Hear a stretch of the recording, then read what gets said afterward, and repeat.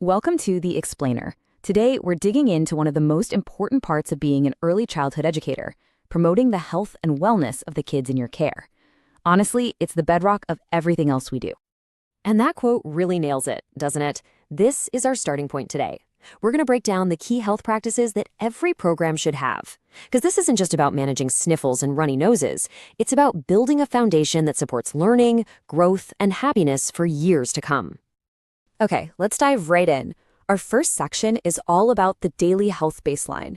Think of these as the foundational practices that protect every single child, every single day, right from the moment they walk through your door.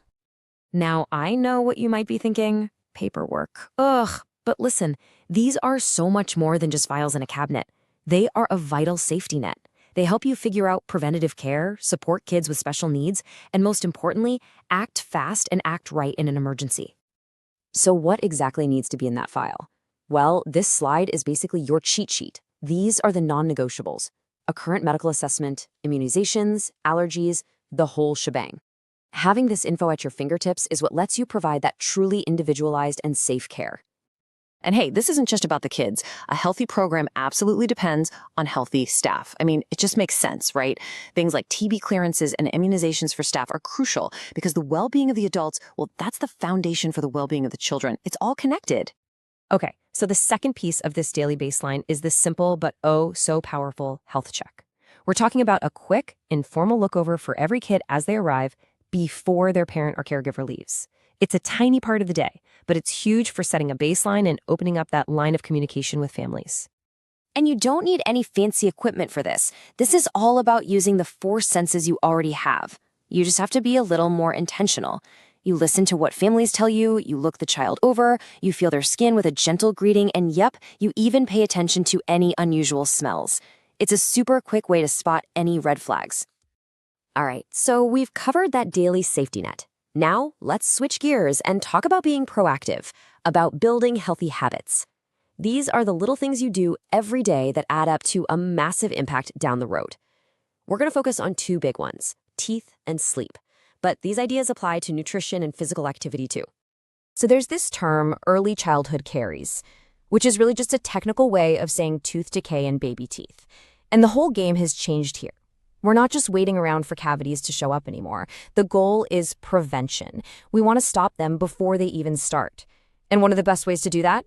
Group toothbrushing, right there in the classroom. And it doesn't have to be this big, complicated production. Look at this routine. It's so simple. You gather the kids, hand out the gear, brush together for 2 minutes, maybe with a fun song playing. Suddenly, it's not a chore anymore. It's a fun, normal part of the day that everyone does together. Just as important as clean teeth is sleep.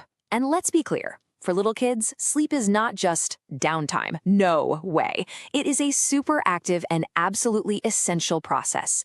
This is when they're literally growing, when their brain is hitting the reset button, and when all the amazing things they learned that day get locked into memory. I mean, when you look at a chart like this, it's kind of mind-blowing, right? The sheer amount of sleep these little ones need. For babies and toddlers, we're talking more than half their day. That's why making your nap time space comfy, safe, and respectful isn't just a nice little extra, it's a core part of your curriculum. Okay, so we've talked about these universal habits that are good for everyone. Now we're going to zoom in a little bit and talk about a more targeted level of care. This is all about seeing the unseen, identifying needs that might not be super obvious to make sure no child ever falls through the cracks. Take a look at this number: 1 in 6. That's how many kids in the U.S. have a developmental disability.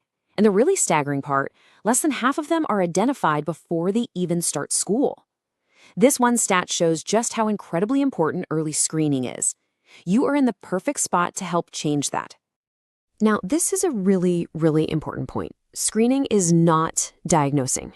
Let me say that again. You are not diagnosing anyone. All you're doing is a quick check to see if a child's development seems to be on track. Think of it like this. It's just the first step. It helps us figure out if maybe a more in-depth look could be helpful. Okay, so a big part of this whole process is something called developmental monitoring.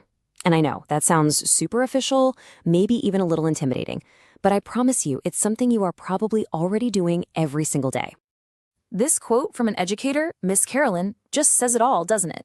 Developmental monitoring isn't some huge new task to add to your plate. It's really just about being intentional with the amazing observations you're already making. See, you do this all the time, watching how a child plays, listening to them talk, noticing how they interact with their friends. Developmental monitoring is just, well, it's tracking all that great stuff you see, noticing when they hit those big milestones, and turning your everyday observations into a meaningful story about each child's growth. Okay, so let's pull all of these threads together and look at the big picture.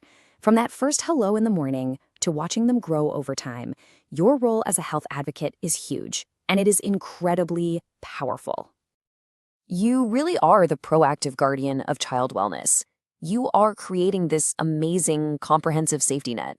From keeping good records and doing those daily checks to teaching healthy habits and looking out for challenges no one else might see, it's your consistent, observant care that makes all the difference. And that really brings us to the key takeaway. This is not about overhauling everything at once. It's about small steps. Maybe tomorrow you'll be a little more intentional with your morning health check, or maybe you'll finally try that group toothbrushing song. The question on the screen is for you.